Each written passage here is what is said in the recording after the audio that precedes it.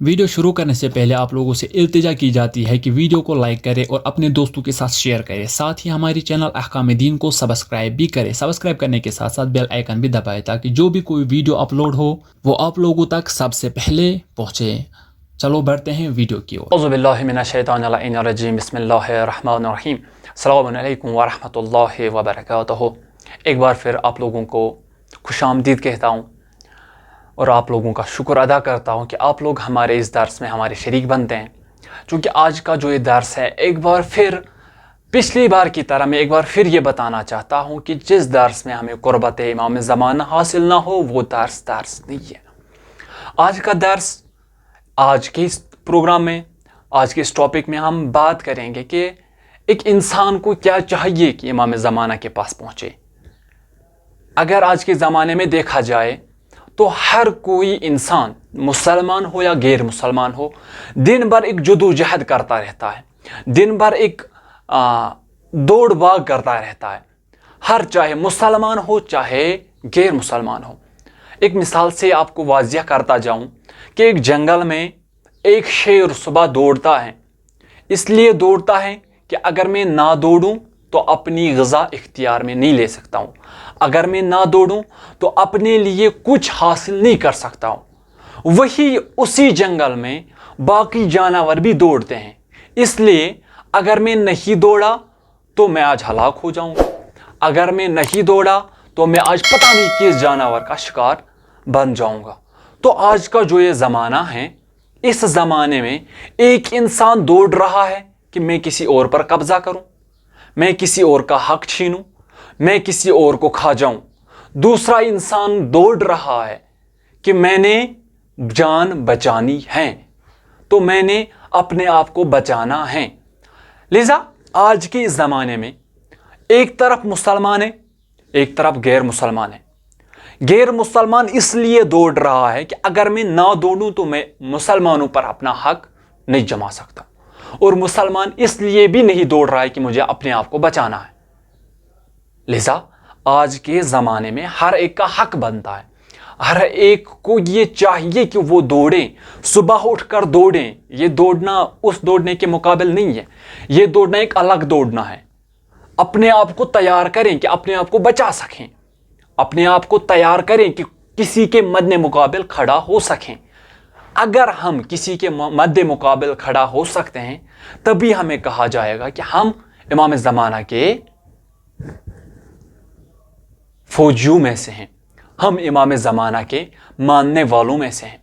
इमाम ज़माना अजलल्लाहु ताला फ़रज शरीफ आपसे यही चाहते हैं कि सुबह उठें, उठकर ये कसद पहले करें कि मैंने आज दिन में मजलूम के साथ खड़ा रहकर जालिम के खिलाफ खड़ा होना है।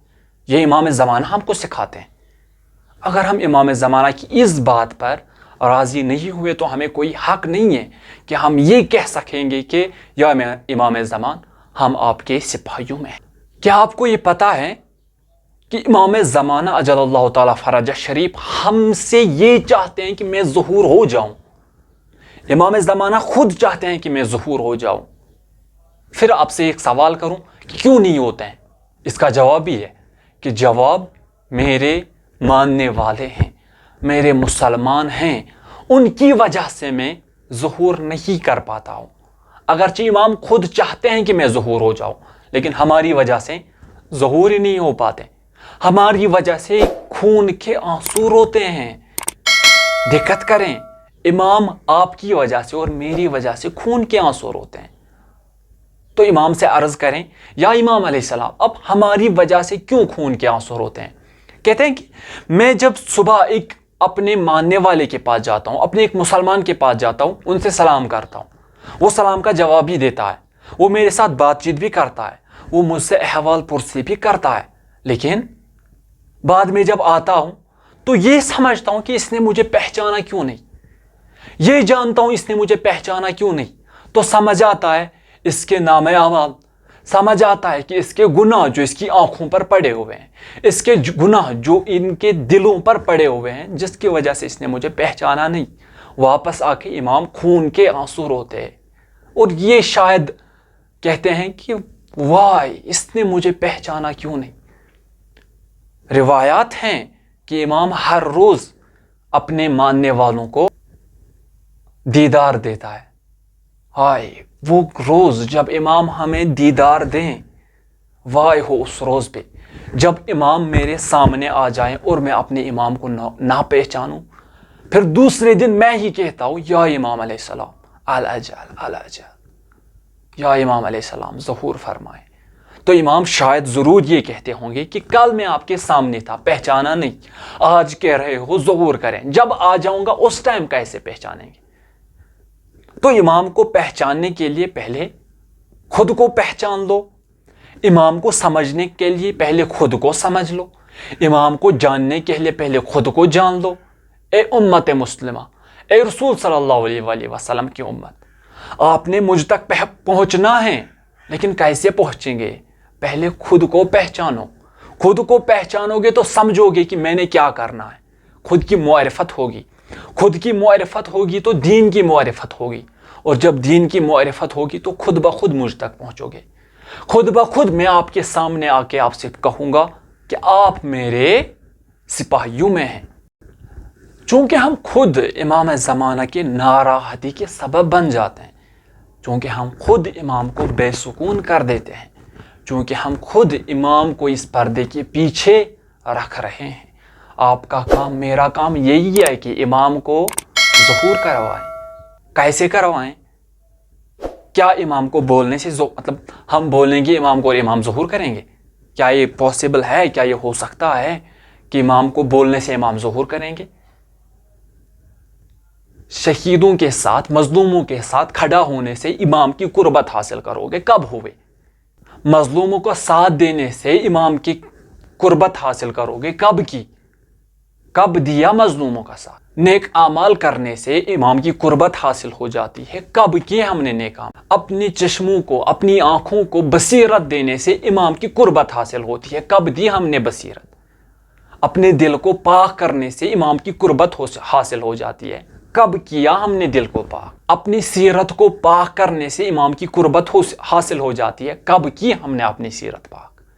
تو یہ چیزیں سوچنی ہے، یہ چیزیں آپ کا کام سوچنا ہے، میرا کام سوچنا ہے کہ میں اپنی سیرت، اپنی شکل، اپنے دل، اپنے دماغ کو، اپنی زبان اور چشم کو کیسے پاک کروں. یہ امام آپ کو آ کے نہیں بتائیں گے نا کہ آپ یہ پاک کرو، ایسے پاک کرو، ایسے پاک کرو. نہ، خدا نے آپ کو پیدا کیا، دنیا میں چھوڑا، آپ کو عقل دی. عقل کے ذریعے آپ پہچان کرو، کیونکہ عقل کی طاقت یہی ہے کہ وہ پہچان کرتی ہے. اس کے بعد بھی نہیں پہچانو گے، کل جا کے خدا سے بولو گے کہ خدایا مجھے پہچان نہیں ہوئی، تو شاید خدا ہم سے یہ ضرور پوچھیں گے کہ میں نے آپ کو عقل دی تھی، عقل میں پہچان کی قوت دی تھی، تو کیوں نہیں پہچانا؟ لہذا ہم نے پہچاننا ہے، ہم نے جاننا ہے کہ ہم کیسے امام کی قربت حاصل کریں گے، ہم کیسے امام کے پاس پہنچیں گے. رمضان میں نے ایک ویڈیو میں بولا تھا کہ حضرت زہرا سلام اللہ علیہا جو شب قدر ہے، اس سے مراد حضرت زہرا سلام اللہ علیہا ہے بعض روایات کے مطابق. تو ہم نے بولا تھا کہ اگر ہم نے شب قدر تک پہنچنا ہے، پہلے اپنی آنکھوں کو پاک کرنا ہے. تو یہ سمجھے پہلے کہ ہم نے اگر اہل بیت کی کسی بھی پڑاؤ تک پہنچنا ہوگا، چاہے پہلے پڑاؤ سے لے کر 12ویں پڑاؤ تک اگر ہم نے پہنچنا ہوگا، تو ہر پڑاؤ کے لیے میں نے اپنے اعضاء کو پاک کرنا ہوگا. ہر پڑاؤ کے لیے میں نے اپنی نیت کو پاک کرنا ہوگا.